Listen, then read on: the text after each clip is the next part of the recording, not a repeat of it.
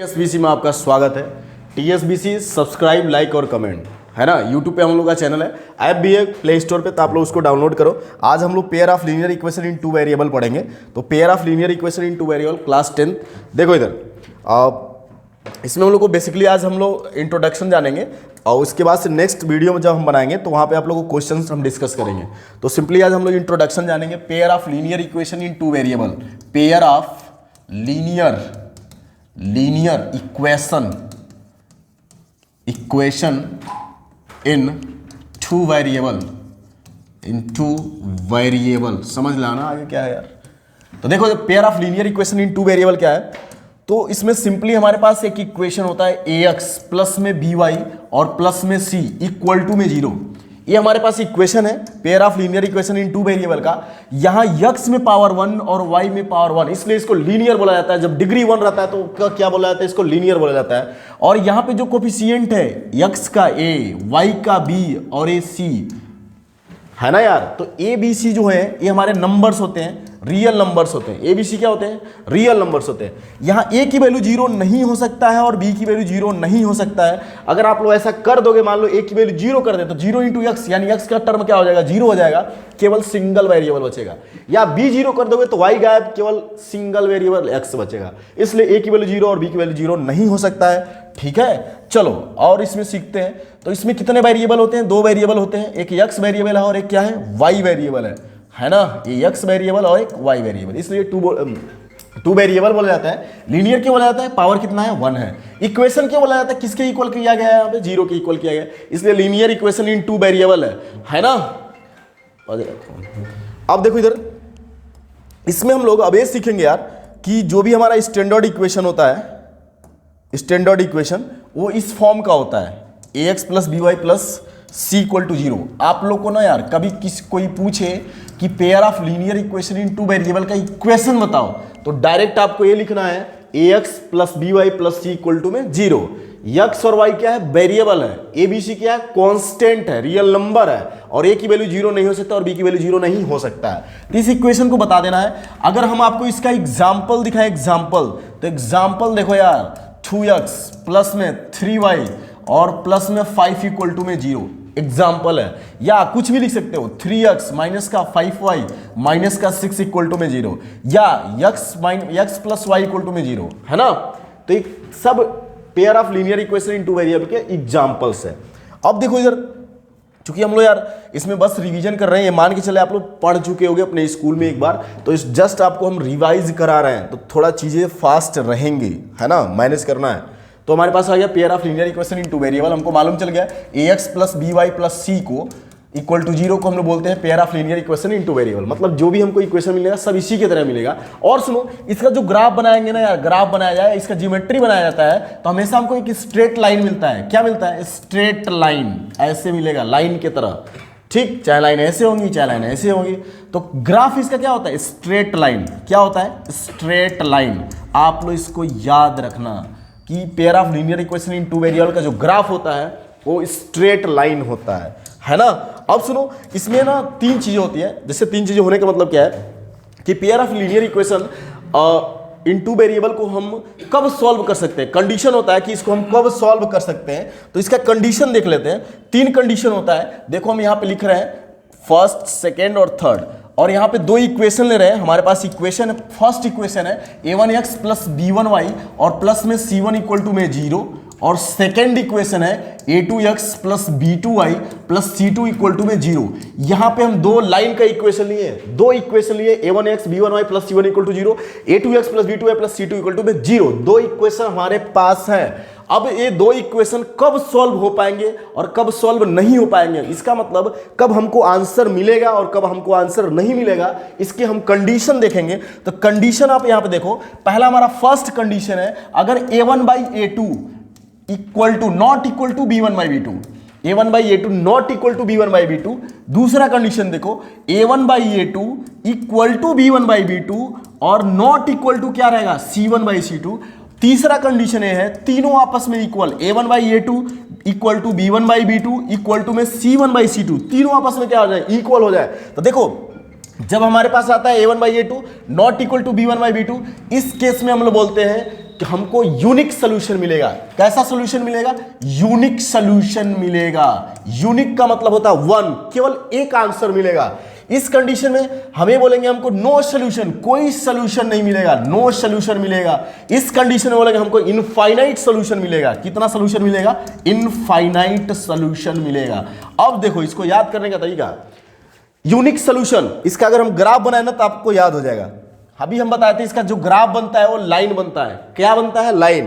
तो unique solution मिलने का मतलब है आपको जो ग्राफ इसका मिलेगा, ग्राफ मिलेगा, यहां पे दिखा रहे हैं हम, ये एक्स एक्सिस और वाई एक्सिस यहां बना दिए, छोटा सा दिख रहा है ना। तो अगर दो लाइन हम यहाँ पे बनाए, एक मान लो ये लाइन फर्स्ट है येलो कलर वाला और ये ब्लैक कलर वाला, आपस में कितने पॉइंट पे मुलाकात हुआ है? एक पॉइंट पे। तो हमको एक आंसर, एक एक्स और एक वाई, ठीक है। तो इसको बोलते हैं यूनिक सोल्यूशन। और लाइन से ग्राफ क्या मिलता है? लाइन। और ये दोनों लाइन आपस में कैसी है? इंटरसेक्टिंग लाइंस है। कैसी लाइंस है? जब यूनिक सोल्यूशन होता है a1/a2 not equal to b1/b2, उस केस में हमको इंटरसेक्टिंग लाइंस मिलती है। और कितना सोल्यूशन मिलता है? तो यूनिक सोल्यूशन, एक सोल्यूशन मिलता है। दूसरा कंडीशन है a1/a2 equal to b1/b2 not equal to c1/c2, और इसमें लिखा गया नो सोल्यूशन। तो नो सोल्यूशन जब मिलेगा यार, तो देखो इसका ग्राफ कैसे मिलता है। साइड में हम यहाँ पे देखो ग्राफ बना रहे हैं येलो कलर से, एक लाइन यहां पे देखो येलो कलर से, दूसरा हम व्हाइट कलर से दिखा दे रहे हैं। इस केस में ये दोनों लाइन आपस में पैरेलल हैं। कैसी लाइन से? पैरेलल लाइन से। तो पैरेलल लाइंस आपस में कभी मुलाकात करेंगे नहीं, और जब मुलाकात नहीं करेंगे तो हमको सोल्यूशन नहीं मिलेगा, आंसर नहीं मिलेगा। सोल्यूशन का मतलब समझो आंसर नहीं मिलेगा, मतलब उस इक्वेशन को हम सॉल्व नहीं कर पाएंगे। ऐसे समझो, इसको सॉल्व कर लेंगे, इसको सॉल्व नहीं कर पाएंगे। तो सुनो ना, इस केस में कितना सोल्यूशन? No solution. और लाइंस कैसी होती है? पैरेलल्स। लाइंस कैसी होती है? पैरेलल्स। इस केस में कितना सोल्यूशन? एक सोल्यूशन, एक आंसर। और लाइंस कैसी होती है? इंटरसेक्टिंग। आपको यहां लिखते भी जाना है, lines are intersecting, lines are parallel. और देखो तीसरा जो हमारे पास कंडीशन है, तीसरा क्या कंडीशन है? तीनों आपस में क्या हो जाए? इक्वल हो जाए। यहां पे देखो दिखा रहे हैं, तो जब तीनों आपस में इक्वल हो जाता है ना यार, ये ब्लैक वाली लाइन देखना, ब्लैक वाली लाइन, और इसके जस्ट ऊपर हम येलो बना रहे हैं, येलो लाइन जस्ट इसके ऊपर है। ये ब्लैक नीचे है और येलो कहां पे? ऊपर है। मतलब एक कोइंसाइड कर गई। तो अगर हम पूछे ये जो लाइंस है आपस में, दोनों लाइंस कितनी बार टच की, तो इनफाइनाइट टाइम्स टच की। कितनी टाइम्स? इनफाइनाइट। इसलिए जो इसका सोल्यूशन होता है वो इनफाइनाइट सोल्यूशन होता है। कितना सोल्यूशन होता है? इनफाइनाइट। और इस केस में जो लाइंस होती है वो कोइंसाइड होती है। इस चीज को आपको याद रखना है, लाइंस आर कोइंसाइड। लाइंस क्या होती है? कोइंसाइड होती है। तो आई होप आप लोग इस चीज को समझे होंगे। हमारे पास दो लाइंस था, ये लाइंस कब सॉल्व हो पाएंगी, मतलब कब इसको हम सोल्यूशन निकाल सकते हैं। तीन कंडीशन बताएं, a1/a2 not equal to b1/b2, a1/a2 equal to b1/b2 not equal to c1/c2, a1/a2 equal to b1/b2 equal to c1/c2। इस केस में यूनिक सोल्यूशन, लाइंस इंटरसेक्टिंग। इस केस में हमको कोई सोल्यूशन नहीं मिलता है, लाइंस पैरेलल। इस केस में हमको इनफाइनाइट सोल्यूशन मिलता है, और लाइंस क्या होती हैं? कोइंसाइड होती हैं, है ना यार। चलो इसको हम जो भी कंडीशन है इस पे जब हम क्वेश्चन कराएंगे तो और अच्छे से क्लियर हो जाएगा। तो आप लोग चाहो तो इसको अच्छे से नोट कर सकते हो, है ना। ठीक है, इसके बाद से देखो, ये तो हो गया कि हम कब लाइंस को सॉल्व कर सकते हैं। एक कंडीशन है, एक कंडीशन सेटिस्फाइड होगा तो लाइंस सॉल्व होगी। हाँ, एक चीज और बताता चलूं, जिसमें सोल्यूशन मिलता है फर्स्ट और लास्ट में, पहले और तीसरे में सोल्यूशन मिल रहा है, तो इसको बोलते हैं कंसिस्टेंट। इस वर्ड को याद रखना, कंसिस्टेंट, कंसिस्टेंट, है ना। और जिसमें सोल्यूशन नहीं मिलता है, इस पैरेलल वाले में सोल्यूशन नहीं मिलता है, तो इसको बोलते हैं इनकंसिस्टेंट। क्या बोलेंगे? इनकंसिस्टेंट। इसको क्या बोलोगे? कंसिस्टेंट। जिसमें सोल्यूशन मिलता है, कान खोल के सुनो, जिसमें सोल्यूशन मिलता है वो कंसिस्टेंट है। यानी a1/a2 not equal to b1/b2, यानी यूनिक सोल्यूशन और इनफाइनाइट सोल्यूशन में हमको आंसर मिलता है, तो क्या रहेगा हमारे पास? कंसिस्टेंट रहेगा। और जिसमें सोल्यूशन नहीं मिलेगा वो क्या रहेगा? इनकंसिस्टेंट रहेगा। आई होप आप लोग को समझ में आया होगा। अब देखो इधर, ये तो हमारा हो गया कि इक्वेशन को हम लोग कैसे सॉल्व कर पाएंगे कि नहीं कर पाएंगे, ये हमको डिसाइड करके बताएगा। अब देखो, अगर इक्वेशन हमारा सॉल्व हो जाता है तो कितने तरीके से हो जाता है, तो देखो इस तरीका, मेथड क्या है, तो तीन मेथड है। किसी भी pair of linear equation in two variable को सॉल्व करने का कितने मेथड है? थ्री मेथड्स है। पहला है सब्स्टिट्यूशन, सब्स्टिट्यूशन मेथड, है ना। दूसरा है एलिमिनेशन, एलिमिनेशन। तीसरा है हमारा क्रॉस मल्टीप्लिकेशन।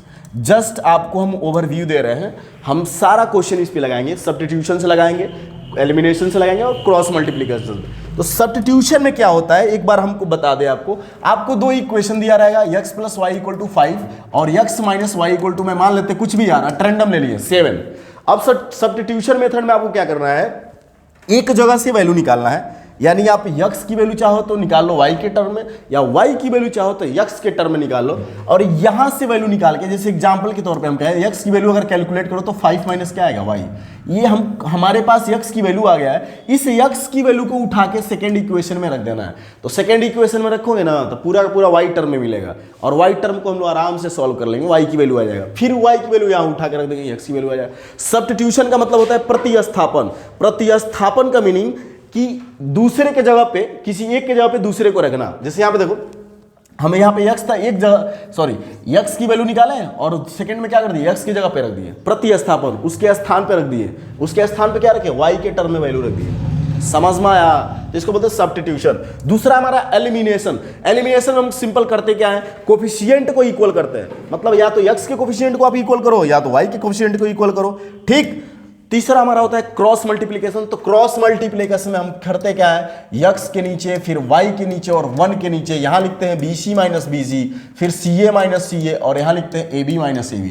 हम तरीका सिखाएंगे जब पूरा पढ़ाएंगे, इस पे क्वेश्चन लगवाएंगे तब। बस आपको जस्ट एक नॉलेज दिमाग में डाल रहे हैं कि कितने मेथड से हम लोग सॉल्व कर सकते हैं। चलो इस चीज को हम लोग ना यार माइंड मैप के थ्रू समझते हैं। देखो माइंड मैप यहाँ पे मैं आपको दिखाता है, देखो इधर ये हमारे पास है माइंड मैप है।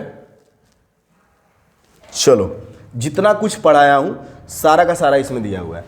हम लोग जो भी linear equation in two variable लेते हैं, यहाँ पे देखो a1x b1y plus c1 equal to 0, a2x b2y plus c2 equal to 0, यहाँ पे लिया गया है। फिर यहाँ पे लिखा गया है कंडीशन, इस वाले को देखो, condition of solubility of system of linear equation, मतलब कौन से कंडीशन है जो किसी linear pair of linear equation को सॉल्व करने के लिए बनाए गए हैं। तो यहाँ पे 3 कंडीशन बनाए गए हैं। देखो एक इंटरसेक्टिंग है, कोइंसिडेंट है और पैरेलल है। ये आपको हम डिस्कस कर चुके हैं। जब पैरेलल इंटरसेक्टिंग होता है तो एक पॉइंट पे कट करता है, यहाँ पे आपको नजर आ रहा हो वीडियो में कट कर रहा है। और कंडीशन क्या है, a1/a2 not equal to b1/b2। और कैसा सोल्यूशन मिलता है, यूनिक सोल्यूशन। और जब सोल्यूशन मिलता है तो उसको बोलते हैं कॉन्सिस्टेंट। यहाँ पे लिखा गया, साफ साफ लिखा है। कोइंसाइड कब हो जाता है, लाइन्स क्या हो जाती है आपस में कोइंसाइड हो गई तो इनफाइनाइट सोल्यूशन मिलता है, और कॉन्सिस्टेंट यहाँ भी रहेगा, और तीनों आपस में बराबर होता है। अभी हम जस्ट इसको बता चुके हैं आपको। पैरेलल में देखो दोनों आपस में पैरेलल लाइन से कभी आपस में मिलेंगी नहीं, जब मिलेंगी नहीं तो कोई सोल्यूशन नहीं मिलता है। और कंसिस्टेंट, तो इसको ध्यान में रखना है यार कि कंसिस्टेंट कब होता है और इनकंसिस्टेंट कब होता है ना। तो हमारा वो कंडीशन कब हम लोग इक्वेशन को सॉल्व कर सकते हैं, एक कंडीशन है। अब यहाँ पे आपको बगल में बताया गया है इसके कितने मेथड है, तो इसके 3 मेथड है, सब्स्टिट्यूशन, एलिमिनेशन और क्रॉस मल्टीप्लिकेशन। सब्स्टिट्यूशन में बताया है एक जगह से वैल्यू निकालो, x की वैल्यू निकालो y के टर्म में और दूसरे इक्वेशन में रख दो x की जगह पे, तो सब्स्टिट्यूशन मेथड है। एलिमिनेशन में कोफिशिएंट इक्वल करना है, या तो x का कोफिशिएंट इक्वल करो या y का कोफिशिएंट इक्वल करो, दोनों में से किसी एक को एलिमिनेट कर दो। एलिमिनेट का मतलब होता है गायब कर दो, हटा दो, खत्म हो जाएगा। फिर क्रॉस मल्टीप्लिकेशन में, तो क्रॉस मल्टीप्लिकेशन में फार्मूला लिखो x अपान b1c2। ये हम लिखने का तरीका सिखाएंगे नेक्स्ट वीडियो में जब हम बनाएंगे, तो उसमें आपको क्वेश्चन भी सिखाएंगे। यहाँ पे फास्ट ट्रैक रिवीजन भी है, आपको एक बार जस्ट मैं आपको शो ऑफ कर रहा हूँ। यहाँ पे देखो, हाँ ये फास्ट ट्रैक रिवीजन है, आप लोग जस्ट इसको रीड कर सकते हो। इसमें सारा कुछ जो भी बताया है ना सब कुछ लिखा है, देख लो इधर। कंसिस्टेंट, इनकंसिस्टेंट ये भी दिया है, एक कंडीशन फॉर इनफाइनाइटली सोल्यूशन वाला है, ये इंटरसेक्टिंग वाला है, ये पैरेलल वाला है, जो कुछ बताया हूँ सारा कुछ इसमें लिखा है। तो एक बार आप लोग वीडियो में अच्छे से देख सकते हो, सारा कुछ पढ़ सकते हो, है ना। देखो हम लोग जस्ट यार रिवीजन कर रहे हैं बोर्ड के पॉइंट ऑफ व्यू से इंपॉर्टेंट चीज़ें, और तुमको जल्दी बताने का प्रयास कर रहे हैं कि तुम्हारा कम टाइम में काम बन जाए और अच्छा बेस्ट बने, ठीक है। इसके बाद से हम लोग कल जब वीडियो बनाएंगे तो नेक्स्ट वीडियो में आपको यहाँ पे एक क्वेश्चन का कुछ सीरीज दिया है। यहाँ पे देखो कितने क्वेश्चन है इस पीपीटी में, क्वेश्चन 14 तक है, टोटल 14 क्वेश्चन है। तो कल 14 क्वेश्चन का हम वीडियो आपको अपलोड करके देंगे, ठीक है। Thank you.